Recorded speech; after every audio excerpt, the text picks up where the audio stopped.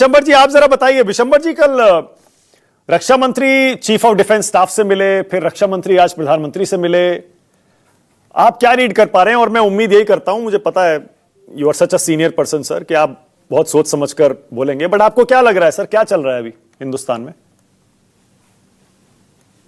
देखिए मानक, पहले तो एक बात बहुत स्पष्ट है कि पाकिस्तान के खिलाफ और टेररिस्ट के खिलाफ क्या कार्रवाई की जाएगी, कैसे कार्रवाई की जाएगी, ये भारत की गलियों में तो डिसाइड होगा नहीं। हाँ। और दूसरा, भारत की गलियों में ये काफी कुछ लोग और पॉलिटिकल पार्टीज के खासकर जूनियर लोग वो अपनी अपनी बातें बोलते रहते हैं। देश को उनका उनका उनका आईएसआई फायदा जरूर उठाती है, लेकिन उससे मैं नहीं समझता इतना कुछ फर्क पड़ने वाला है।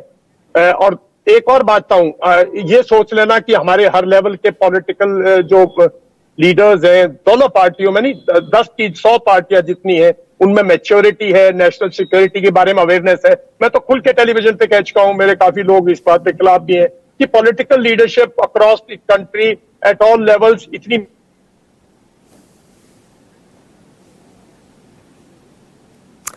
सिग्नल चला गया। कितनी अच्छी बात बोल रहे थे विशंबर जी, कोशिश करते हैं उनको दोबारा जोड़ने की। बोलिए विशंबर जी, बोलिए। मानक, मैं ये कह रहा था कि देखिए कौन पार्टी या कौन पक्ष विपक्ष क्या कह रहे हैं, इस सब का एक ही हमारे पास सबसे उच्च कोटि की जगह है, वो है पार्लियामेंट। मेरा मानना ये है कि ये सब बातें जो है एक स्पेशल पार्लियामेंट सेशन बुला के और ओपनली डिस्कस करनी चाहिए पार्लियामेंट में, और पार्लियामेंट को एक फैसला लेना चाहिए। तो फिर वो नेशनल फैसला है, फिर कौन क्या बोलता है उसकी कोई अहमियत नहीं है, पाकिस्तान को एक मैसेजिंग जाएगा। दूसरी बात, जहां तक डिफेंस मिनिस्टर और जो सीडीएस वगैरह की और जो चीफ की मीटिंग्स है, ये मैसेजिंग है, मैसेजिंग भी नहीं है, ये कुछ इंटरनल थिंग्स हैं जिस पे कमेंट करना बहुत ठीक नहीं होगा। इसका मतलब प्रिपरेशन जारी है, इसका मतलब पाकिस्तान को करारा जवाब देने की वेरियस ऑप्शन जो है वो डिस्कस हो रही हैं, और वेरियस ऑप्शन में कौन सी बेस्ट ऑप्शन रहेगी, कौन सी, और एक बीच बीच में तैयारी भी तो है ना। ये तो नहीं ना कि 24 घंटे फौज पूरी तरह तैयार रहती है, लेकिन ये नहीं है कि लड़ाई के लिए एकदम से उठ के चल पड़ो।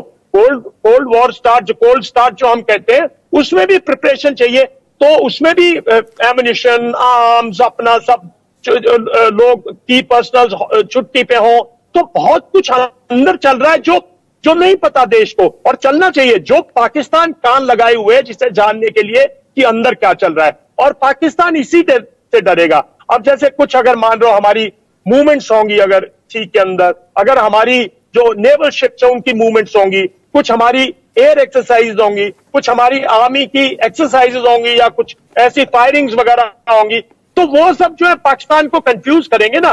तो प्रिपरेशन हो रही है।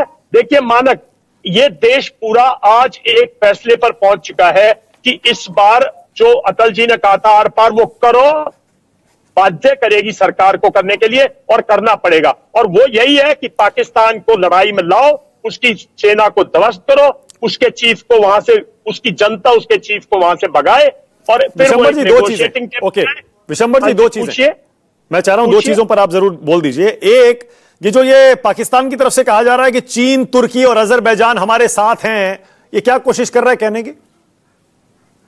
ये कुछ नहीं, ये भी एक वो चाइना भी एक हल्की सी मैसेजिंग दे रहा है कि भाई आप लड़ाई मत लड़िए।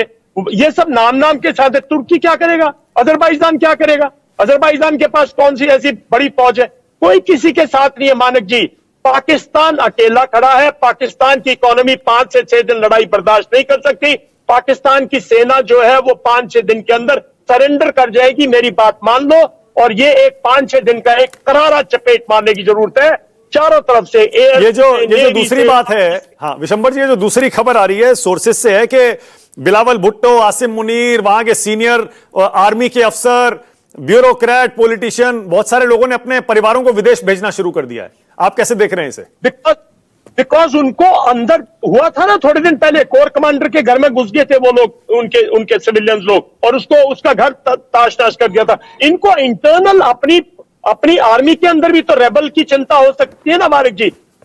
मानिक जी वो कहते हैं कि हम इनको 1000 कट से ब्लीड करेंगे, और मैं कहता हूं 1000 जगह पे अटैक करो ताकि उसको हम जल्दी से 5 दिन के अंदर ब्लीड करके और उनका फैसला कर दें। और आगे कम से कम 50 साल तक भारत में इस किस्म की चीजें ना हो। आशुतोष और शुभ रस्ता। ऑल राइट, ठीक है, ओके।